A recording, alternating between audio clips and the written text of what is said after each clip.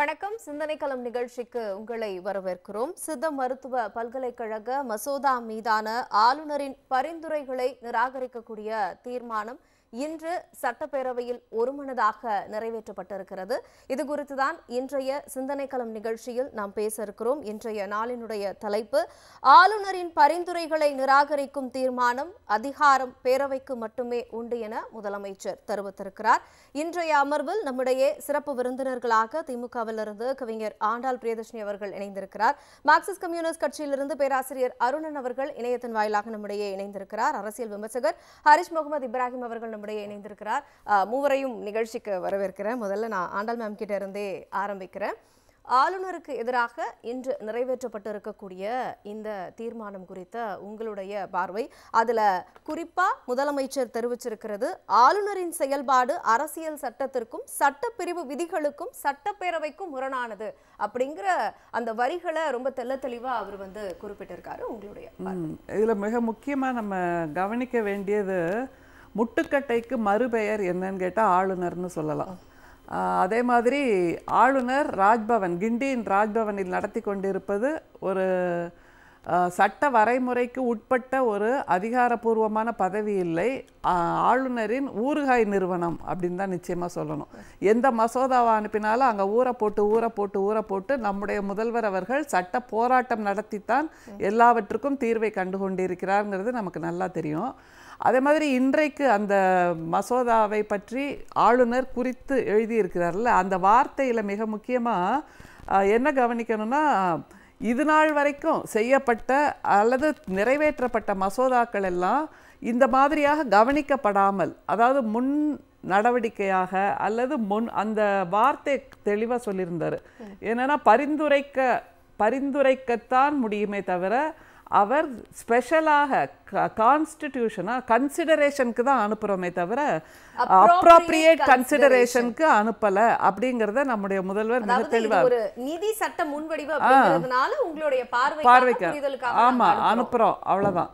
அதுலேயே நம்ம மிக முக்கியமாக கவனிக்க வேண்டியது அந்த பிஎம்எல்ஏ அந்த சட்டம், அது மிக வானளாவ அதிகாரத்தை அந்த அமலாக்கத்துறைக்கு கொடுத்ததில்லை. அதை மாநிலங்களவையில் அனுமதி பெற்றுதான் செயல்படுத்த முடியும் அல்லது நிறைவேற்ற முடியும் அப்படிங்கிற நிலை வராமல் இருக்கிறதுக்காக பிஜேபி அரசு என்ன செய்தது, அதை மணி பில்லாக கொடுத்தது. ஒரு பிஎம்எல்ஏ சட்ட முன்வடிவை மணி பில்லாக கொடுக்கிறார்கள். ஆனால் நம்முடையது அப்படி இல்லை. இது ஒரு பல்கலைக்கழகம் சார்ந்த ஒரு தீர்மானம் தான், ஒரு மசோதா தான். அதை நிறைவேற்றுவதற்கு இவருக்கு மறுப்பு சொல்ல எந்த காரணமும் இல்லை. அதுவும் அப்ராப்ரியேட் கன்சிடரேஷன் அப்படிங்கிறது இந்த இடத்துல பொருந்தி வராது. ஏன்னா அப்போ இது நாள் வரைக்கும் செய்யப்பட்ட தீர்மானங்கள், நிறைவேற்றப்பட்ட மசோதாக்கள்லாம் பொருத்தமற்ற முறையில் நம்மளுடைய சிந்தனையை செலுத்தாமல் செய்துட்டீங்க அப்படிங்கிற மாதிரி ஒரு மீனிங் சொல்லணும்னா தகுந்த முறையில் ஆய்வு செய்ய வேண்டும் அப்படிங்கறத முன்மொழியு. அதான், அப்படி செய்யாம நீங்க பண்ணிட்டீங்க, இதை மட்டுமாவது இப்படி பண்ணு அப்படின்ற மாதிரி ஒரு டிக்டேட்டர்ஷிப்போட தொனியில் அது இருக்கு அப்படிங்கிறத நம்முடைய முதல்வர் மிக தெளிவாக சுட்டி காட்டுறாரு. அதை தவிர மிக முக்கியமான ஒன்று, மிக மிக மிக பண்பட்ட ஒரு நாகரிகமான அரசியல் முதிர்ச்சி மிக்க, எந்த இடத்திலும் வார்த்தைகளை சிதறவிட்டு மற்றவர்களை காயப்படுத்தி விடாத ஒரு மிக அற்புதமான போக்கை நம்முடைய முதல்வர் கையாண்டு கொண்டிருக்கிறார். இந்த சட்டப்பேரவை நிகழ்வுகளில் நம்ம பார்க்குறதே அதுதான். ஒரு மிகப்பெரிய முன்னுதாரணமாக நம்முடைய சட்டமன்றம் இந்தியாவுக்கே நிகழ்ந்து கொண்டிருக்கிறது, விளங்கி கொண்டிருக்கிறது. இன்னைக்கு நடந்த இந்த 2 நாள் நிகழ்வை பார்க்கும்போது எனக்கு எது ஞாபகம் வருதுன்னா, மணிப்பூர் விவகாரத்தில் நம்முடைய பிரதமர் விளக்கம் கொடுக்க வேண்டும் அப்படின்னு ஒரு போராட்டத்தை நம்முடைய நாடாளுமன்ற உறுப்பினர்கள் ஆரம்பித்தார்கள். அதற்காக அந்த நம்பிக்கை இல்லா தீர்மானத்தையும் கொண்டு வந்தாங்க. அந்த தீர்மானம் தோற்கடிக்கப்படும் அப்படின்னு தெரிஞ்சே தீர்மானத்தை கொண்டு வந்தாங்க. ஆனால் அப்படி கொண்டு வந்தும் கூட நம்முடைய பிரதமர் நாடாளுமன்றத்துக்கு வெளியில தான் பேசினார். உள்ள பேசும்போது மணிப்பூர்ங்கிற பெயரையே சொல்லலை. ஆனால் நம்முடைய முதல்வர் தானாக முன்வந்து இந்த கரூர் விபத்தை அல்லது கரூர் கொலை குற்றத்தை முன்வந்து எடுத்து அதை மிக விவரமாக விளக்கமாக எந்த சந்தேகத்துக்கும் இடமில்லாத வகையில் ஒரு தீர்மானத்தை கொண்டு வருகிறார் என்றால் எப்படிப்பட்ட ஒரு முன்னுதாரணமான சட்டமன்றத்தை நடத்தி கொண்டிருக்கிறார்ங்கிறத புரிஞ்சுக்கணும். அதிகாரிகள்லாம் ஏன் செய்தியாளர்களை சந்திக்கிறாங்க அப்படிங்கிற அந்த கேள்விகளுக்கும் நேற்று ரொம்ப தெளிவாகவே பதில் கொடுத்தார். பஹல்காம் அந்த அந்த தீவிரவாத தாக்குதல் நடந்தப்ப யாருமா பதில் கொடுத்தா? 2 பெண் அதிகாரிகள் தானே வந்து கொடுத்தாங்க பதில. அப்போ அங்க எப்பவுமே அப்படித்தான். அது மாதிரி இந்த டிமானிட்டைசேஷன் அப்போ இல்ல கொரோனா அப்போ எல்லாருமே அதிகாரிகள் தான் வந்து பதில் கொடுத்துட்டு முதலமைச்சர்கள் மருத்துவமனையில இருக்கும் பொழுதும் அமைச்சர்களும் அதிகாரிகள் தான் வந்து அந்த ரிப்போர்ட்டை சொல்வாங்க. முதல்வர்களின் உடல்நிலை இப்படி இருக்கு அப்படிங்கிறது. ஏனென்றால் அதிகாரிகளுக்கான பொறுப்பு அது அப்படிங்கிறதுனால. ஸோ இந்த பதட்டத்தை குறைக்கின்ற வேலையை நம்முடைய அதிகாரிகள் மிக துல்லியமாக செய்தார்கள் அப்படிங்கிறது. அதுவும் எல்லாமே காலத்துக்கு ஏற்ப நடந்தது. எங்கேயுமே டிலேயே இல்லை அப்படிங்கிறத மிக முக்கியமாக கவனிக்கணும். ஆனால் இன்றைக்கு இந்த மசோதாவை பற்றி அந்த இதில் ஆளுநருக்கு திரும்ப திரும்ப திரும்ப நம்முடைய முதல்வர் அவர்கள் எவ்வளவுதான் குட்டு வச்சாலும் அவர் திருந்துறதாவே இல்லை. ஸ்கூல்லாம் சரியாக படிக்காத பிள்ளைக்கு ஒரு ஆசிரியர் எவ்வளோ அன்பா எவ்வளோ அனுசரணையா நீ புரிஞ்சுக்கோப்பா, இதுதான் இவ்வளோதான் 2+2 4 தான் அப்படின்னு அன்பா சொல்லி கொடுத்தா கூட அந்த மாணவன் முரட்டுத்தனமாக இல்லை 2+2 0 தான் சொல்லிகிட்டே இருந்தா அதை எப்படி நம்ம புரிஞ்சுக்க முடியும்? அது மாதிரி தான் ஆளுநர். நம்முடைய முதல்வர் எத்தனையோ பாடங்களை எடுத்து விட்டார் ஆளுநருக்கு.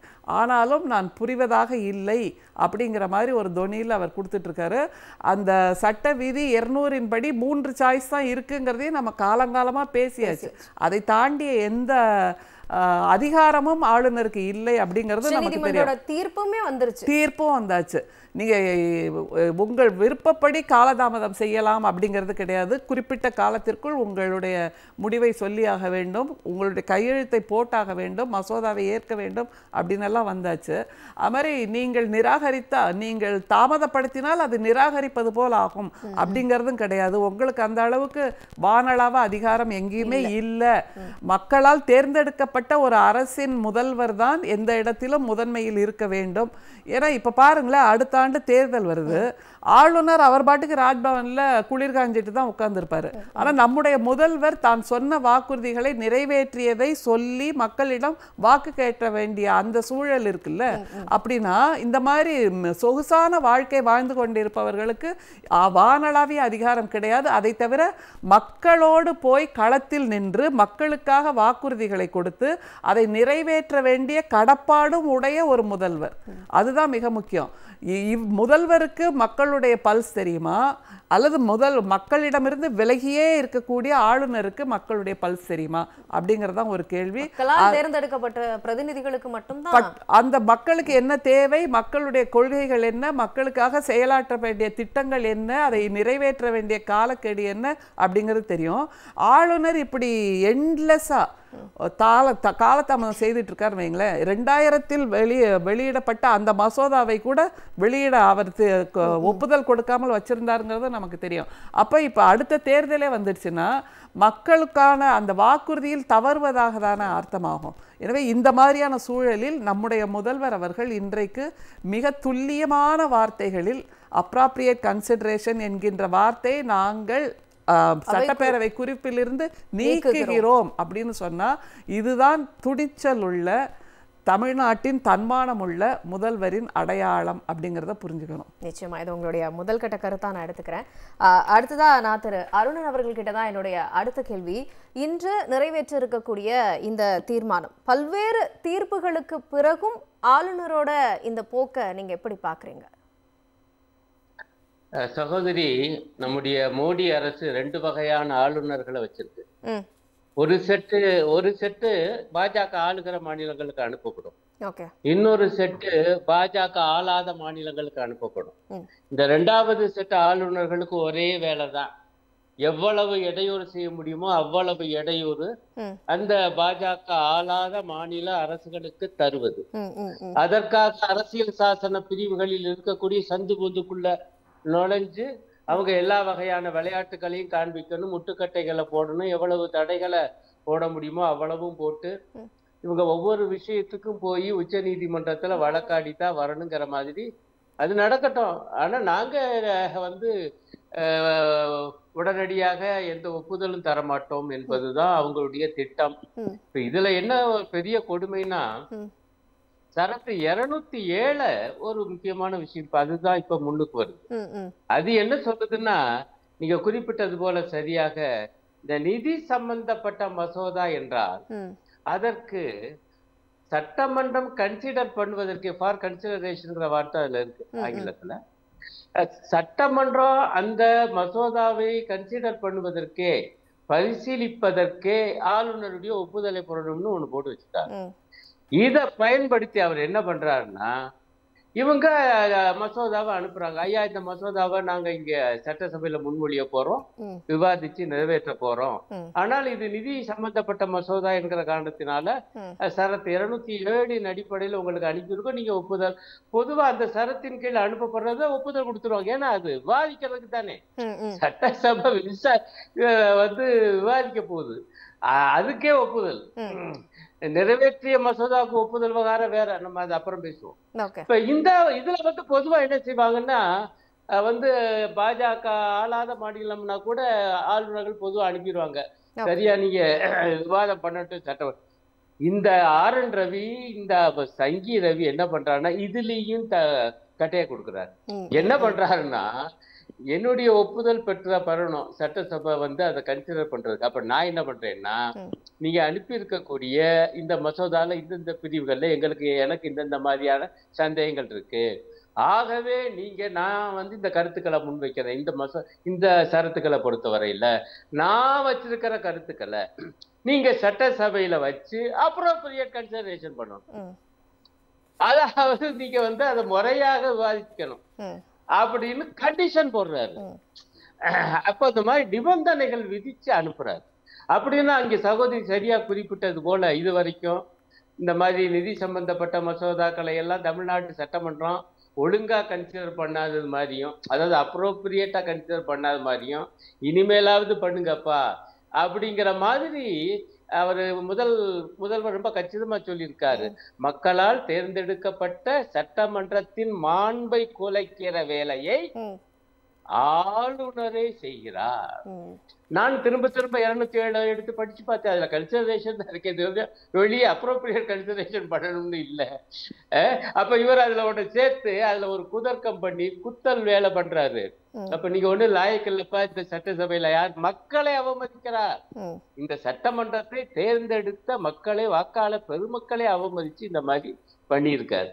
ஆகவே மிக சரியான முறையில, மிக துணிவான முறையில அவர் கொடுத்த கருத்துக்கள், அப்புறம் அப்ரோப்ரியேட்டுங்கிற வார்த்தை, இவை எதுவும் இதுல இடம்பெறாது, நாங்கள் அனைத்தையும் நிராகரிக்கிறது இந்த சட்டமன்றம்னு தீர்மானத்தை முன்மொழிஞ்சு அந்த தீர்மானத்தை நிறைவேற்றிட்டார். அதுல ரொம்ப அற்புதமான விஷயம் என்னன்னா, அவர் என்ன கருத்துக்கள் சொன்னாருன்னு அதை வாசிக்கல, கவனிச்சீங்களா? வாசிச்சாலே அவருடைய கருத்து பதிவாயிடுதுல்ல. அதனால அவர் சில கருத்துக்களை சொல்லி இருக்கிறார், சொல்லி அப்ரோப்ரியேட்டா கன்சிடர் பண்ணுங்கிறாரு. இந்த சபையை அவமதிக்கிற வேலை இப்படி பொதுவா இது வரைக்கும் செஞ்சது இல்ல. ஐயா, இது நிதி சம்பந்தப்பட்ட மசோதாங்கிறதுனால சரத்து 207 உபசரத்து 300 சொல்லுற காரணத்தால் உங்களுக்கு அனுப்பியிருக்கோம். பொதுவாக அத ஒப்புதல் கொடுத்து அனுப்புவாங்க. இல்ல சட்டத்தை விவாதிக்கட்டும், பிறகு அந்த மசோதா நிறைவேறின பிறகு அவர்கிட்ட தான் போகுது. அப்ப ஒரு பிடி இருக்குதுன்னு நினைச்சு பொதுவா செய்வாங்க. இப்ப ஒரு ஆரம்பத்திலேயே எடுப்பிலேயே கட்டை போட்டார். ஆக இந்த ஆளுநர்கள் எந்த அளவுக்கு மாநில சுயாட்சிக்கு எதிராக இருக்காங்க. சகோதரி, மோடி அரசு இருக்கே மாநில சுயாட்சிக்கு எதிரானது மட்டுமல்ல, மாநிலங்களுக்கே எதிரானது. அதனுடைய குறிப்பீடமாகிய RSS மாநிலங்கள் கூடாது என்று அந்த காலத்திலேயே சொல்லிச்சு. இந்த காலம் வரைக்கும் அவங்களுடைய நிலைப்பாடு அதுதான். இதுக்கான ஆதாரம் 2019 எடப்பாடி கட்சியுடைய ஆதரவோடு நிறைவேற்றப்பட்ட அந்த கொடூரம். அது வரைக்கும் ஜம்மு காஷ்மீர் என்கிற மாநிலம் இருந்தது. அந்த மாநிலத்தையே ஒழிச்சு கட்டி அது 2 யூனியன் பிரதேசங்களாக உடைச்சு வச்சிருக்காங்க இன்னைக்கு வரைக்கும், இந்த 6 ஆண்டு காலமா. ஆக அப்படியாப்பட்டவங்க என்ன செய்வாங்க, இந்த சரத்துக்களை எல்லாம் பயன்படுத்தி எவ்வளவு இடையூறுகள் செய்ய முடியுமோ அவ்வளவு முட்டுக்கட்டைகள் போட முடியுமோ அவ்வளவையும் போடுறாங்க. அதுதான் அவங்களுக்கு கொடுக்கப்பட்டிருக்க ஒரே வேலை. என்னன்னா அவருக்கு சம்பளம் நாம தர்றோம், அதாவது மாநில அரசு தான் தருது. தமிழ்நாடு மக்கள் வரிப்பணத்தில் இருந்து கொண்டு சொகுசு வாழ்க்கை வாழ்ந்து கொண்டு ராஜ்பவன்ல உட்கார்ந்து கொண்டு தமிழ்நாட்டு மக்களின் உரிமையை பறிக்கிறார். அவங்க உருவாக்கின சட்டமன்றத்தை அவமதிக்கிறார். இது எத்தகைய அக்கிரமம் என்பதை நாம இன்றைக்கு மக்களுக்கு சொல்ல வேண்டும். இதுல ஒரு விஷயம் இப்பதான் பார்த்துட்டு வந்த ஒரு செய்தி, நாளைய தினம் உச்ச நீதிமன்றத்துல ஒரு முக்கியமான வழக்கு வருது. ஆமா, கலைஞர் பல்கலைக்கழகம் தொடர்பாகவும் தமிழ்நாடு உடற்கல்வியல் பல்கலைக்கழகம் தொடர்பாகவும் பாருங்க, அதுதான் சொல்லி 2வது ஸ்டெப். அது என்னன்னா சட்டமன்றம் நிறைவேற்றின மசோதா. கலைஞர் பெயர்ல ஒரு பல்கலைக்கழகம், இவருக்கே வயது எரியுது, அதை நிறைவேற்றியாச்சு. நிறைவேற்றி இவருக்கு அனுப்புனா இவர் என்ன பண்றாரு, அந்த இன்னொரு சரத்தின் அடிப்படையில ஒன்னும் ஒப்புதல் தரணும், இல்லாட்டி அவர் என்ன செய்யணும், சட்டமன்றத்துக்கே திருப்பி அனுப்பலாம். ஒரு முறைதான். அப்பவும் அது நிறைவேற்றப்பட்டால் அவர் கையெழுத்து போட்டுதான் ஆகணும். இன்னொன்னு என்ன வச்சிருக்காங்கன்னா, ஜனாதிபதிக்கு அனுப்பலாம்னு அது வேற ஒரு காரணத்துக்காக வச்சிருக்காங்க, குடியரசுத் தலைவருக்கு. இவர் என்ன போயிட்டாருன்னா, கலைஞர் பெயரால் பல்கலைக்கழகமா, ஆகவே நாங்க மோடி அரசுக்கு அனுப்புவேன். குடியரசுத் தலைவனை யாருக்கு அனுப்புறது? மோடி அரசுக்கு தான், உள்துறை இலாக்காவுக்கு தான், அமித்ஷா உள்ளிட்ட அமித்ஷா மோடி ஜோடிக்கு தான். பாவம் அவங்க குடியரசுத் தலைவர் என்ன செய்வாங்க, இவங்க சொல்றது அவங்க கேட்க போறாங்க. ஆகவே அங்க கொண்டு போய் கிடப்புல போட்டு வைக்கிறது. இது எவ்வளவு அக்கிரமம் என்று ஏற்கனவே வாதங்கள்லாம் பண்ணி சில தீர்ப்புகள்லாம் வந்திருக்கு. இப்ப பழையபடி பார்க்க உச்ச நீதிமன்ற தீர்ப்பையே அவமதிக்கிறாருங்க இந்த ஆளுநர் ஆர்.என். ரவி. அதனாலதான் நீங்க இப்படி எல்லாம் நிப்பாட்டி வைக்க கூடாது, உங்களுக்கெல்லாம் இந்த மாதிரி காலவரையற்ற அளவுக்கு நிறுத்தி வைக்கவோ அல்லது வேணுமென்றே அந்த மசோதாவுக்கு அங்கீகாரம் தராமல் இருப்பதோ நியாயம் அல்ல. அது அரசியல் சாசன உணர்வுக்கு எதிரானதுன்னு எத்தனையோ வார்த்தைகளை சொல்லிடுச்சு. அப்படி இருந்த கலைஞர் பல்கலைக்கழகத்துக்கு இன்னொரு விவகாரத்துக்கு அவர் ஒப்புதல் கொடுக்கல, அதன் மீது வழக்கு விசாரணைக்கு வரும். நிச்சயமா நாளைக்கும் உச்ச நீதிமன்றம் நிச்சயமா கொட்டு வைக்கிற மாதிரியான ஏதோ ஒரு தீர்ப்பு தான் வழங்க போறாங்க அப்படிங்கிறது தான் எல்லாருடைய எதிர்பார்ப்பாகவும் இருக்கு. இது உங்களோட முதல்கட்ட கருத்தா நான் எடுத்துக்கிறேன் திரு ஹரிஷ். அதே மாதிரி ஆளுநரினுடைய செயல்பாடு அரசியல் சட்டத்திற்கும் சட்டப்பிரிவு விதிகளுக்கும் முரணானது அப்படின்னு முதலமைச்சர் இன்னைக்கு தெரிவிச்சிருக்காரு. அப்ப ஆளுநருக்கு உண்டான அந்த அதிகார வரம்பெல்லாம் என்னென்ன அப்படிங்கிறத ஆளுநரே மறந்துட்டாரா இல்ல மறந்த மாதிரி இருக்காரா? இல்லை, he is a known IPS officer who has read through the complete constitution. எல்லாம் படிக்காமல் அவர் உள்ளுக்கு வந்திருப்பாரா, ஐபிஎஸ் கிளியர் பண்ணியிருப்பாருங்கிறது நம்மளை பொறுத்தளவுக்கு கண்டிப்பாக முடியாது. But it is a deliberate attempt to sabotage constitution. Constitutional frameworkல you have to either abide to the constitution, அப்படி இல்லைன்னா அதுக்கு அகெயின்ஸ்டாக போகணும். அகெயின்ஸ்டாக போகிறது யாராக போவாங்க? குற்றவாளிகள் தான் ஒரு கான்ஸ்டியூஷனல் ஃப்ரேம்ஒர்க்கில் இருக்கக்கூடிய சட்டத்திட்டங்களுக்கு வெளியில் போய் உட்கார்ந்து வேலை பார்க்குறது. அப்போது கான்ஸ்டியூஷனால் உருவாக்கப்பட்ட இந்த நாமினேஷன் போஸ்ட் இருக்கு இல்லையா, கவர்னருங்கிற இந்த நாமினேஷன் போஸ்ட்டுக்கு கான்ஸ்டியூஷனில் இந்தியாவினுடைய அரசியலமைப்பு சட்டத்தில் தெளிவாக ஆர்டிக்கிள் 152 153 162 வரைக்கும் கிளியர் கட்டாக கொடுத்துருக்குறோம். அவரோட அட்மினிஸ்ட்ரேட்டிவ் பவர் என்ன, எக்ஸிக்யூட்டிவ் பவர் என்ன, ஜுடிஷியல் பர்வியூவில் அவருக்காக எந்தெந்த சட்ட விதிகளுக்கு கீழே அவர் வேலை பார்க்கணும் அப்படிங்கிறத கிளியர் கட்டாக எழுதி கொடுத்துருக்குறோம். கான்ஸ்டியூஷன் அசம்பிளி கிரியேட் பண்ணதுலேருந்தே ஃபஸ்ட்டு உருவாக்குனதே ஸ்டேட்டுக்கும் சென்டருக்கும் உள்ள டிவிஷன் தான். அப்போது இதை எல்லாத்தையும் மறுதளித்து அவர் அந்த இடத்துல உட்கார்ந்துருக்கிறது இட் இஸ் அகெயின்ஸ்ட் கான்ஸ்டியூஷன் அவருக்கு தெரியும். அது தெரிந்தும் அவர் கரெக்டா வேலை பார்த்திருக்கிறாரா? கடந்த பல இன்ஸ்டன்ஸ்ல அவர் வெறும் தமிழக மக்கள் மத்தியில மட்டும் அவர் குட்டுப்படலை. நீங்க சொன்ன மாதிரி சுப்ரீம் கோர்ட்ட பல குட்டு வாங்கியிருக்கிறாரு, ஸ்டேட் கவர்மெண்ட்ல பல குட்டு வாங்கியிருக்கிறாரு, அசம்பிளிக்குள்ளார பல குட்டு வாங்கியிருக்காரு. அப்போ இது அத்தனையும் மீறி அவர்களோட எது தடுக்குது? அவர்களுக்கு அந்த ஃப்ரேம் ஒர்க்குள்ள வேலை பார்க்காது அவர்களுடைய சித்தாந்தம். we know how R. N.. Ravi எது மூலியமா வந்தாரு, அவருடைய பேக் ஐடியாலஜி என்னங்கிறது எல்லாமே தெரியும். அப்போ அந்த ஆர்எஸ்எஸ்னுடைய சித்தாந்தத்திற்கு நேர் எதிராக உட்கார்ந்து களமாடி கொண்டு இருக்கிற தமிழகத்தில் இருக்கக்கூடிய திராவிடத்தினுடைய சித்தாந்தம் அவர்களுக்கு கண்ணூர்த்தலா இருக்குது. அப்போ நீங்க அந்த திராவிடத்தினுடைய சித்தாந்தத்துக்கு எதிராக நீங்க எந்த கான்ஸ்டிடியூஷனை கொண்டு வந்தாலும் அவர்கள் அதற்கு கட்டுப்படுவாங்களான்னு கேட்டீங்கன்னா பெரிய கொஸ்டின் மார்க். இப்போ ஃபார் எக்ஸாம்பிள் அண்ணன் செந்தில் பாலாஜி அவர்களுடைய வழக்கு, அதே மாதிரி திரு பொன்முடி அவர்களுடைய வழக்கு. திரு பொன்முடி அவர்களை ரீஇன்ஸ்டேட் பண்ணணும், அவர்கள் குற்றமற்றவர்னு நிரூபிக்காட்டினா கூட கன்விக்ஷனை ஸ்டே பண்ணி வைக்கிறோன்னு சொல்லி ஒரு முகாந்திரத்தை உச்சநீதிமன்றம் விடுவிக்குது. அப்போ உச்சநீதிமன்றத்தினுடைய தீர்ப்புக்கு எதிராக 1974 பஞ்சாப் ஸ்டேட் கவர்மெண்ட்டுக்கும் சம்ஷீர் சிங்குக்கும் எதிராக கான்ஸ்டிடியூஷனில் ஒரு கேஸ் ஒன்று வருது சுப்ரீம் கோர்ட்ல. அப்போ தெளிவாக 1164 விதியின்படி, கான்ஸ்டிடியூஷனுடைய 164 விதியின்படி ஆளுநர் அவர்கள் under the aid of council of ministers, chief மினிஸ்டர்ஸோடைய கேள்வியை கேட்டு பரிந்துரைகளை மட்டும்தான் செய்யணும், உங்களுக்குன்னு எந்த பவரும் கொடுக்கலங்கிறத தெளிவாக சொல்லியிருக்குது. அதே மாதிரி you don't have any discretion power to exercise உங்கள் லிமிட்டை தாண்டி போகக்கூடாதுங்கிறத தெளிவாக ஆர்டிகல் 164 தெளிவாக கொடுத்துருக்குறோம். அது எல்லாத்தையும் மீறி இவங்க பண்ணுறாங்களான்னு பார்த்தீங்களா, பல ஷரத்துகளில் திரு ஆளுநர் அவர்கள் பல்வேறு கட்டங்களில் மீறிக்கிட்டே தான் இருந்திருக்கிறார். அப்போது ஜனநாயக பூர்வமான நாட்டில், அதுவும் தமிழகத்தினுடைய திராவிட முன்னேற்ற கழகத்தினுடைய மிகப்பெரிய கொள்கையே வந்து மத்தியில் கூட்டாட்சி, மாநிலத்தினுடைய சுயாட்சியும் தான். அப்போ அந்த மாநிலத்தினுடைய சுயாட்சிக்கு எதிராக நீங்கள் களமாடணும்னு நினச்சிக்கிட்டு ஜார்க்கண்ட்லேருந்து நீங்கள் வந்த வழி என்னங்கிறத தமிழக மக்கள் நன்கு அரசியல் அறிந்தவர்களுக்கு உணர முடியும். அப்போது நீங்கள் ஜார்க்கண்டில் என்ன பண்ணீங்களோ அதே விதமான விளைவுகளை தமிழ்நாட்டிலையும் நீங்கள் பெறணும்னு நம்புறீங்களா அப்படின்னு கேட்டிங்கன்னா, இது பகுத்தறிவான ஒரு மாநிலம், பக்குவப்பட்ட ஒரு மாநிலம். ஜார்க்கண்டை போல நீங்கள் எப்பேற்பட்டு நீங்கள் அரசியலமைப்பு சட்டத்துக்கு எதிராக நீங்கள் எவ்வளவுதான் தலைகீழ நின்னா கூட இந்த இயக்கமும் சரி, இந்த மாநிலமும் சரி, இயற்கைக்கு உகார்ந்தது அல்லாமல் ஜனநாயக பூர்வமாக நீதித்துறையின் மூலமாக என்னென்ன வழிகளெல்லாம் அந்த உங்களுக்கான ரிபர்ட்டலை கொடுக்கணும், உங்களுக்கான எதிர்வலைகளை கொடுக்கணுமோ அதை கொடுத்து கொண்டே தான் இருக்குது இந்த ஆட்சியும். அதுக்கு நேர் எதிராக தான் நம்ம கிட்டத்தட்ட 2023 25 வரைக்கும் கிட்டத்தட்ட 10 மசோதாக்களை பல வருஷக்காலமாக படுத்துக்கிட்டு இருந்தார். அப்போது அதை ஆர்டிகிள் 200 வயலேட் பண்ணுதுன்னு சுப்ரீம் கோர்ட் தலையில் கூட்டி சூமோட்டோவாக உங்களுக்கான வீட்டோ பவர் கிடையாதுங்கிறத தலையில ஆணித்தரமாக குட்டினது அவருக்கு மட்டும் இல்ல, ஒட்டுமொத்தமான இந்தியாவினுடைய பல்வேறு மாநிலங்களுக்கும் மிகாம ஒரு தீர்ப்பை வாங்கி கொடுத்தது ஆர்டிகல் 142. ரொம்ப காலத்துக்கு அப்புறம் அந்த ஸ்பெஷல் பவரை சுப்ரீம் கோர்ட் யூஸ் பண்ணுது.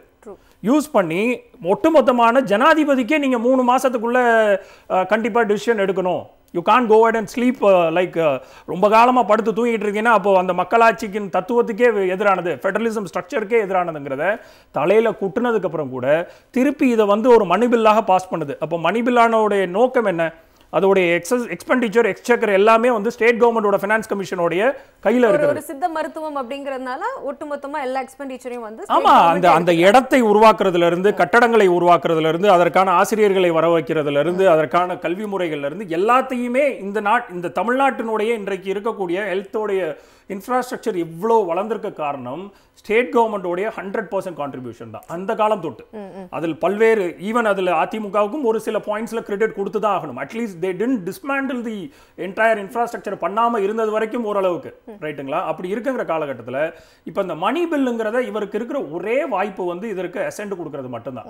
ஈவன் அதை ரீகன்சிடரேஷன் கூட அசம்பிளிக்கு அனுப்பக்கூடாதுங்கிறதான் சட்டம். அப்போ அந்த சட்டத்தை இப்போ எப்படினாலும் இவங்க வரையுறவு பண்ணி சட்ட மசோதாவை உருவாக்கிட்டாங்க அப்படின்னா, நம்ம அன்னைக்கு சுப்ரீம் கோர்ட் வந்து நம்மளுக்கான ஒரு குட்டு கொடுத்துருக்க ஆர்டிகல் 142 வயலேட் பண்ணதுனால, அப்போ இன்றைக்கு நம்ம எப்படினாலும் 100% அதை வந்து நம்ம இயற்றியே தீரணும், கையெழுத்து போட்டே ஆகணுங்கிற அந்த ஒரு இன்செக்யூர்டான ஆர்எஸ்எஸ் மைண்ட் செட். அவ்வளவுதான் அவர்களுக்கு இருக்கிறது. வந்து அந்த லெஜிஸ்லேட்டிவ் ஃப்ரேம் ஒர்க்ல, ஃபெடரலிசம் ஃப்ரேம் ஒர்க்ல, கான்ஸ்டிடியூஷனல் ஃப்ரேம் ஒர்க்ல நின்று வேலையே பார்க்கக்கூடாது. அண்ணன் அருணன் சார் சொன்ன மாதிரி, என்றைக்கு அது வந்து ஆர்எஸ்எஸ்னுடைய சித்தாந்தங்கள் அல்லாத மாநிலங்களோ அது வேற மாதிரி ஒர்க் பண்ணும்.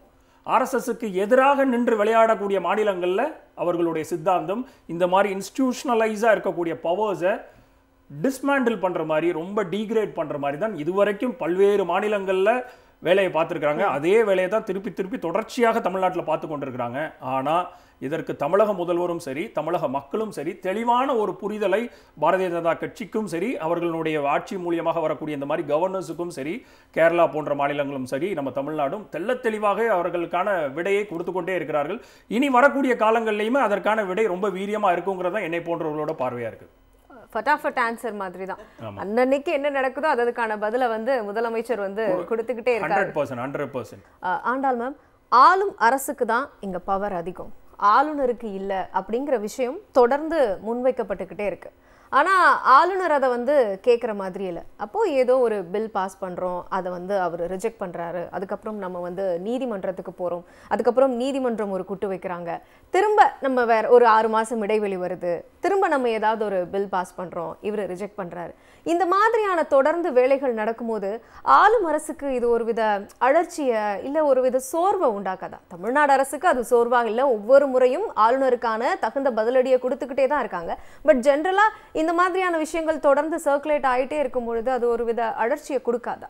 இல்லை, ஒரு அழற்சிங்கிறத விட பொதுமக்கள் இதை பார்த்து புரிஞ்சுக்கணும். எவ்வளவு தூரம் இந்த ஆர்எஸ்எஸ் சித்தாந்தம் அல்லது இந்துத்துவா சித்தாந்தம் அல்லது நாக்பூர் சித்தாந்தங்கள் நல்லபடியாக ஆட்சி செய்து கொண்டிருக்கின்ற ஒரு மாநிலத்தை கபளீகரம் செய்வதற்கு துடித்து கொண்டிருக்கிறார்கள்ங்கிறத புரிஞ்சுக்கணும்.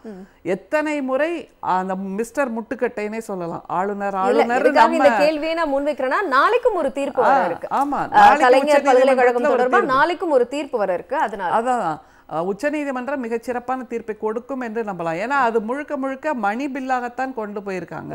அந்த மணி பில்லை ரிஜெக்ட் பண்றதுக்கு ஆளுநருக்கு வாய்ப்பே இல்லை. ஏன்னா முழுக்க அந்த இன்ஃப்ராஸ்ட்ரக்சர் நம்முடைய தமிழ்நாட்டு அரசின் நிதி சார்ந்தது. முதல்ல சித்த மருத்துவம் அப்படிங்கிறதே தமிழ்நாடு சார்ந்ததுமா. 11 சித்தர்கள் தோன்றிய பூமி நம்மளோட பூமி. அதுல நாம உருவாக்காம வேற யார் உருவாக்குவாங்க? அப்படிங்கும்போது இந்தியாவிலேயே தமிழ்நாட்டுக்குத்தான் மிக அதிக உரிமை இருக்கிறது ஒரு சித்த மருத்துவ பல்கலைக்கழகத்தை உருவாக்குவதற்கு. அவங்களுக்கு ஐசோர் என்ன தெரியுமா? கண்ணு உறுத்துறது. கலைஞர்னு பேர் வச்சிருக்காங்கல்ல, அதுல போய் சாவர்கரோ கோல்வார்கரோ வச்சிருந்தாருன்னா அந்த மிஸ்டர் முட்டுக்கட்டை அவரே தூக்கிட்டு கூட ஓடி இருப்பாரு, நான் போய் கையெழுத்தை வாங்கிட்டு வந்துடுறேன் அப்படின்னு. அந்த மாதிரியாக ஒரு நிலைப்பாட்டில் அவர்கள் இருக்கிறார்கள். ஏனென்றால் கலைஞர் அவர்கள் தமிழ்நாட்டுக்கு செய்திருக்கக்கூடிய கல்வி தொண்டுங்கிறது அவ்வளவு இருக்கு. எந்த மாணவர்களுக்கெல்லாம் பல்கலைக்கழகங்களுக்குள் செல்வது கனவாக மட்டுமே இருந்ததோ, நீர்த்து போகக்கூடிய ஒரு வாழ்வியல் நிகழ்வாக இருந்ததோ, அவர்களுக்கெல்லாம் பல்கலைக்கழகங்களின் கதவை திறந்து விட்டவர் நம்முடைய கலைஞர் அவர்கள். முதல் தலைமுறை பட்டதாரி என்று உருவாக்கியது நம்முடைய கலைஞர் அவர்கள். அதன் மூலமாக கல்வி கற்று வெளிநாடுகளில் எத்தனை தமிழர்கள் தமிழச்சிகள் இன்றைக்கு கோலோச்சி கொண்டிருக்கிறார்கள். அதனால் அவர் பெயரை வைப்பது என்பது மிக பொருத்தம். அந்த உறுத்தல் தான் நம்முடைய மிஸ்டர் முட்டுக்கட்டைக்கு இருக்குங்கிறத நம்ம புரிஞ்சுக்கணும். அது மாதிரி இவர் திரும்ப திரும்ப அழற்சிங்கிறது சாதாரணர்களுக்கு உண்டாகும் கிரிஜா, தலைவர்களுக்கு உருவாகாது. அதனால் நம்முடைய முதல்வர் அவர்கள் மாபெரும் தலைவர், அவருக்கு நிச்சயம் அழற்சி உருவாகாது.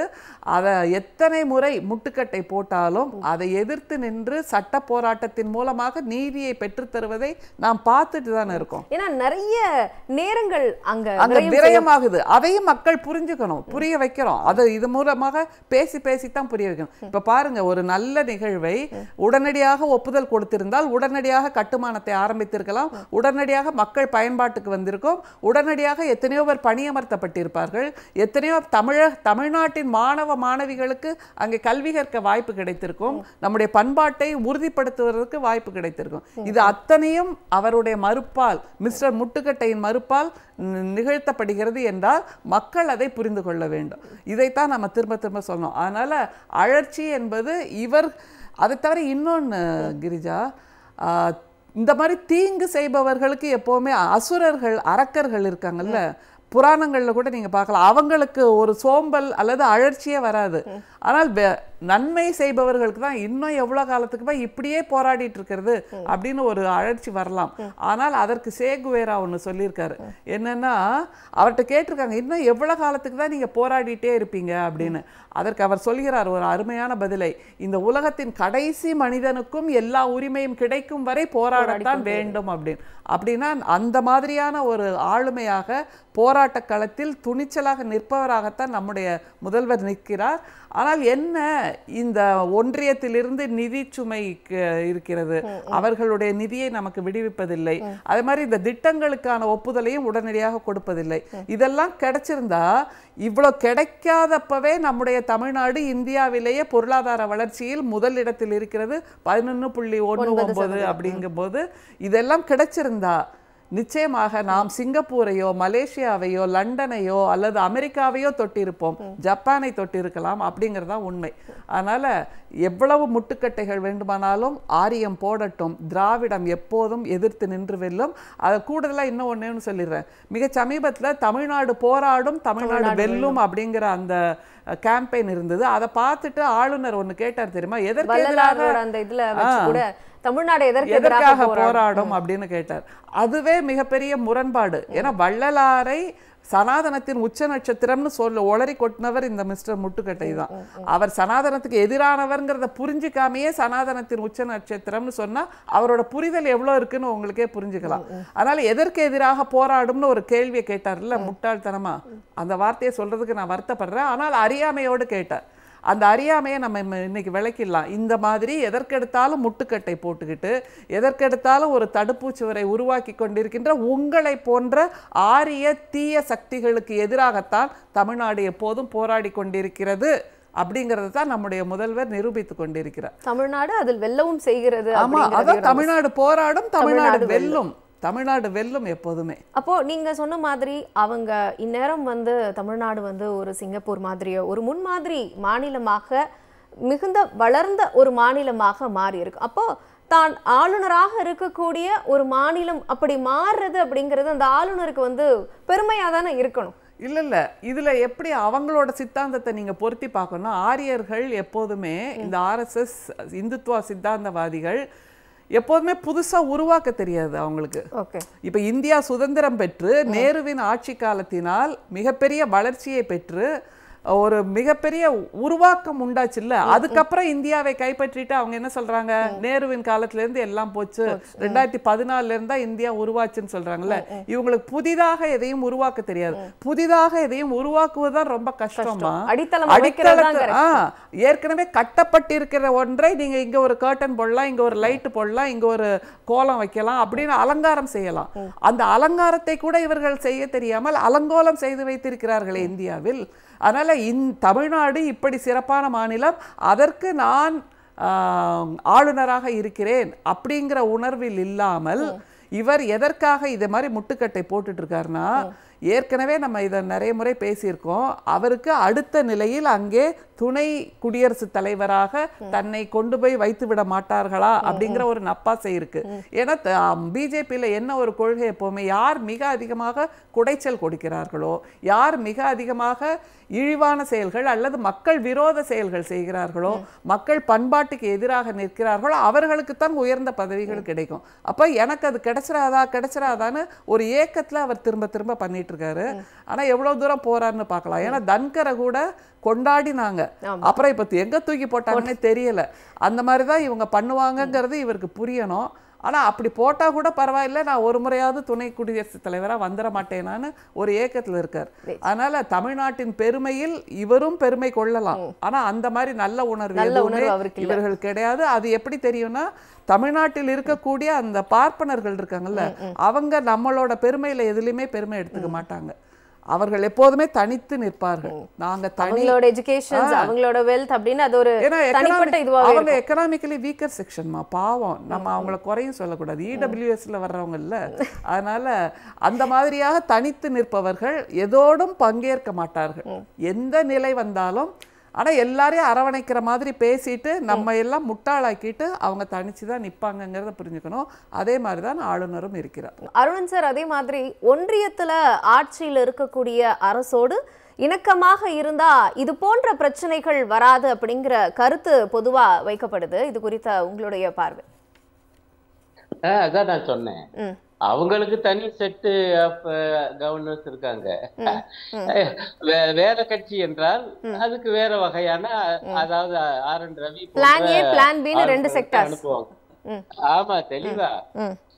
இதுதான் இப்ப அடிப்படையான ஒரு வாதத்தை கிளப்ப வேண்டியிருக்கு.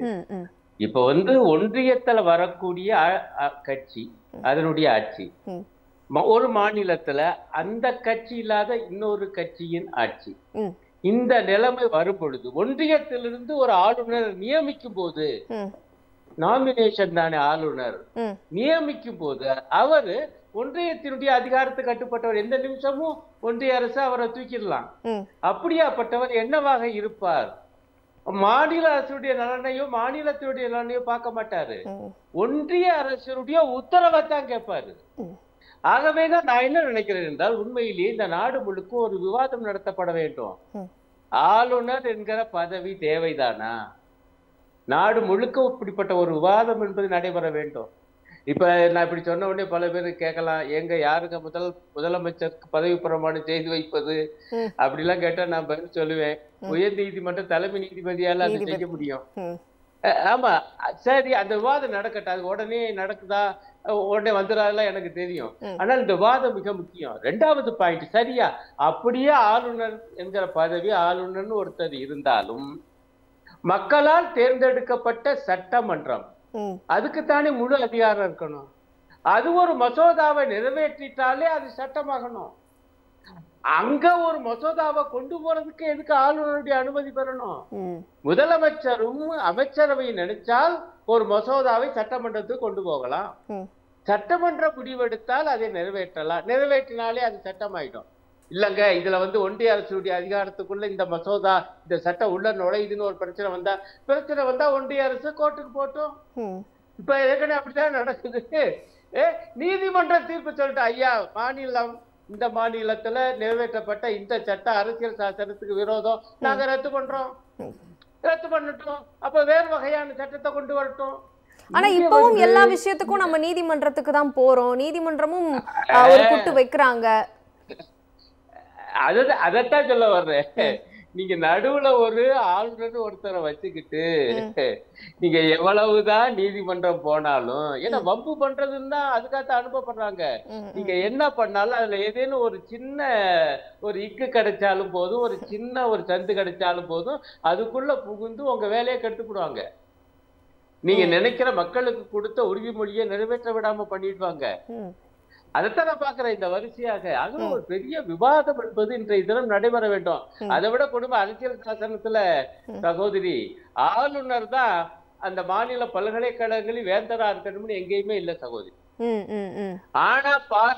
ஆனா பாருங்க அது மரபு பாரம்பரியம்னு ஆகிவிட்டாங்க. இப்ப கடைசியில கூத்து என்ன ஆகி போச்சுன்னா பல்கலைக்கழகங்கள் பூரா அவருடைய கண்ட்ரோலுக்கு போயிடுச்சு. ஆனா மக்கள் வாக்களிச்சது திமுக அரசுக்கு. அவங்க கிட்ட பல்கலைக்கழகம் இப்ப பாருங்க பல்கலைக்கழகம் பூரா அவர் கட்டைய போறாருல்ல, மசோதாக்கள்லயும் கட்டைய போறாரு, வேந்தருக்கிற முறையிலையும் கட்டைய போடுறாரு.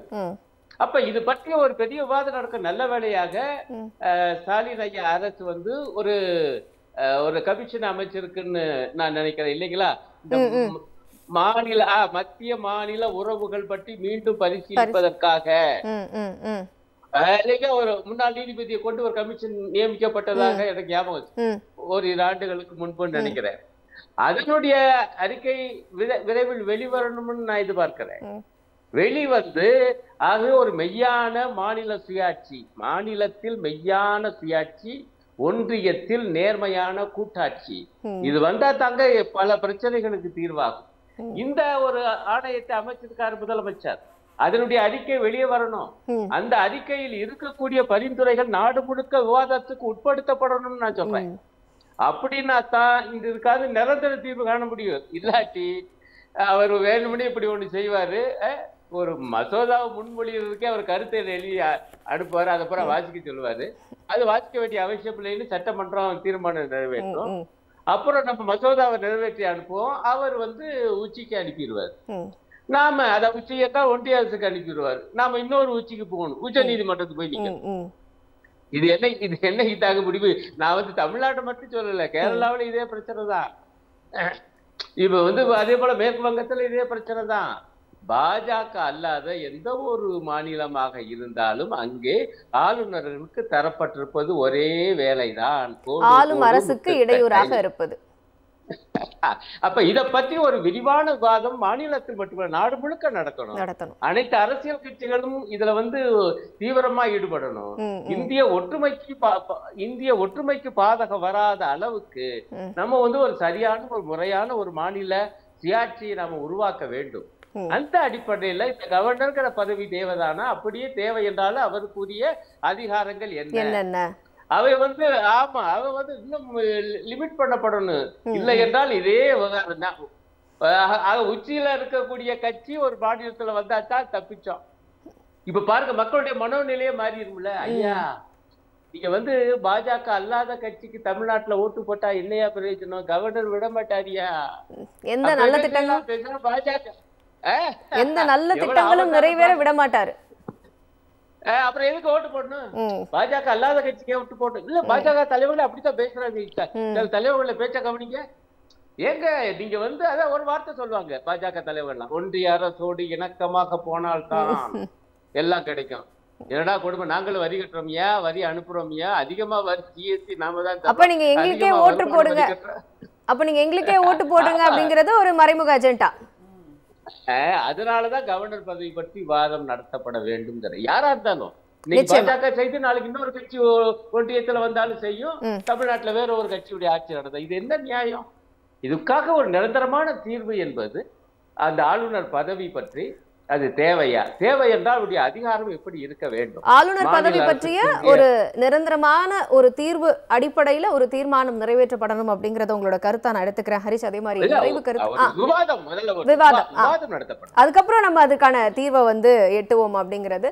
ஹரிஷ், அதே மாதிரி ஒரு ஆளுநர் இப்படி நம்ம எடுத்துக்குவோம், கொஞ்சம் இணக்கமா செயல்பட்டார்னா இந்த தமிழ்நாடு எப்படி இருக்கும் அப்படிங்கிற மாதிரியான ஒரு பார்ட்டியும் நம்ம எடுத்தோம் அப்படின்னா இணக்கமாவே இல்லை. எந்த நிதியையும் ஆளுநர் நமக்காக இதுவரைக்கும் பேசியும் வாங்கி தரல. ஆனாலும் நம்மளோட growth அப்படிங்கிறது மேம் சொன்ன மாதிரி 11.9% இருக்கு. அப்போ ஒருவேளை ஆளுநர் இணக்கமா இருக்கும் பட்சத்துல இங்க இருக்கக்கூடிய சூழல் எப்படியான ஒரு சூழலா இருக்கும்? ஹைப்போதெட்டிக்கலா யோசிச்சோம்னா நல்லா தான் இருக்கும்.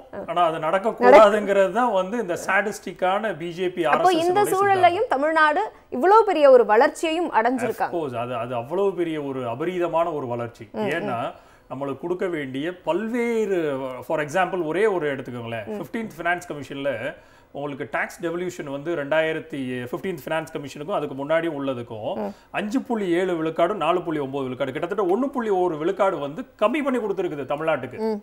அந்த 15th ஃபினான்ஸ் கமிஷன்ல டாக்ஸ் டெவல்யூஷன். அப்போ நீங்க மிச்ச மாநிலங்களுக்கு எல்லாம் நீங்க உத்தரப்பிரதேசத்துக்கோ பீகாருக்கோ கொடுக்கக்கூடிய ₹1 அவங்கள்ட்ட இருந்து வாங்குற ₹1 கொடுக்க வேண்டிய பைசா அவங்களுக்கு திருப்பி ரிட்டர்ன் கொடுக்குற ஜிஎஸ்டியினுடைய டாக்ஸ் டெவல்யூஷன்ல 2.26 பைசா. அதே நீங்க இங்க ₹1 தமிழ்நாட்டுல இருந்து வாங்கிட்டு நம்மளுக்கு திருப்பி வர்றது பைசா 26 பைசாவோ 29 பைசா தான்.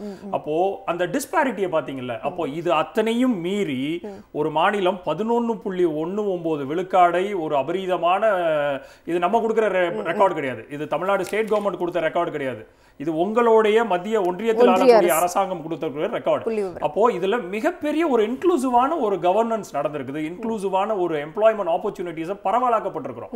இதுல வந்து ஒன்லி ஒரு விமென் மட்டும் பார்ட்டிசிபேட் ஆகல, மென் மட்டும் பார்ட்டிசிபேட் ஆகல, டிரான்ஸ்ஜெண்டர் அப்படி இல்ல. இதுல அந்த வளர்ச்சி வந்து ஒரு சைடுல வீக்கமா தெரியல. தமிழ்நாட்டினுடைய வளர்ச்சி எடுத்துக்கிட்டீங்கன்னா ஆட்டோமொபைல் செக்டரா இருக்கட்டும், ஐடி செக்டராக இருக்கட்டும், இல்ல எம்எஸ்எம்இ செக்டர்ஸாக இருக்கட்டும், ஸ்மால் இண்டஸ்ட்ரீஸாக இருக்கட்டும், இல்ல குடிசை தொழில்களாக இருக்கட்டும், அத்தனைக்குமே வந்து அதிகப்படியான ஃபண்டை கொடுத்தது யாருன்னு பாத்தீங்கன்னா ஸ்டேட்டோட டெவல்யூஷன் பூல்ல இருந்தா எடுத்து கொடுத்திருக்காங்க. எல்லா துறைகளும் உள்ளடக்கிய எல்லாரும் உள்ளடக்கிய ஒரு வளர்ச்சி 100%. இது அத்தனையும் மீறி இவர்கள் தகுடுத்தம் பண்ண அத்தனை விடயங்களையும் மீறி இன்றைக்கு தமிழகம் ஒட்டுமொத்த இந்தியாவிலுமே முதல் மாநிலமாக பல்வேறு இண்டஸ்ட்ரீஸ்ல இருக்குது அப்படின்னா, அப்போ இது எல்லாத்தையும் இணக்கமாக நீங்க கேட்ட கேள்விக்கு பதில் ஒட்டுமொத்தமாக ஒன்றிய அரசு இந்த மாநில அரசோடு இணக்கமாக செயல்பட்டு இருந்துச்சுன்னா அது அந்த இந்தியாவுக்கு தான் அது என்ன சொல்றது பெருமைங்கிறது இவங்களுக்கு புரியல. ஏன்னா RSS சித்தாந்தம் வந்து அவ்வளவுதான். It is a narrow minded sadistic ஒரு நார்சிசிஸ்டிக்கான ஒரு மைண்ட் செட். அதுல போய் நம்மளை போன்ற பகுத்தறிவு உள்ள ஒரு மாநிலத்தில் இருக்கக்கூடியவங்க இது அப்படி நடந்திருந்தா சூப்பரா இருக்கு அப்படி யோசிக்கவே கூடாது. we have got the better devil. அவ்வளவுதான். இருக்கிறதுலே ஒரு மோசமான ஒரு சாத்தானை கையில வச்சிருக்கிறோம்னா அந்த சாத்தான்கிட்ட நம்ம எப்படி நேர்மையை எதிர்பார்க்க முடியும், அறத்தை எதிர்பார்க்க முடியும்? ஸோ இனி வரக்கூடிய காலங்கள் திமுக முன்னெடுக்கக்கூடிய இந்த பகுத்தறிவான மாநிலம் முன்னெடுக்கக்கூடிய சமூக நீதி அரசியல் முன்னெடுக்கக்கூடிய ஒரு பக்குவப்பட்ட ஒரு ஒன்றிய அரசு அமையணும் அப்படிங்கிறது நம்மளை போன்றவர்களோட பார்வை. அப்படி இருக்குங்கிற பட்சத்தில் இன்னும் பன்மடங்காக இந்த தமிழகத்தினுடைய வளர்ச்சியை நம்ம எதிர்பார்க்கலாம். ஏன்னா அதற்குரிய கட்டமைப்பும் சரி, கல்வியும் சரி, வேலை வாய்ப்புகளையும் சரி பரவலாக்கி நம்ம வச்சிருக்கிறோம். ஸோ இதை யூஸ் பண்ணிக்கிற வேண்டியது இந்தியாவினுடைய முகமையா இருக்கணுங்கிறது என்னை போன்றவர்களோட பார்வை. நிச்சயமா நாளைக்கு உச்ச நீதிமன்றம் என்ன கொட்டு வைக்கும் அப்படிங்கிற அந்த எதிர்பார்ப்போடவே இன்றைய சிந்தனை களத்தை நம்ம நிறைவு செய்வோம். நிகழ்ச்சியில் கலந்து கொண்ட உங்கள் அனைவருக்கும் என்னுடைய மனமார்ந்த நன்றி. நேர்களே, சிந்தனை களம் நிகழ்ச்சி நிறைவு பெறுகிறது. வணக்கம்.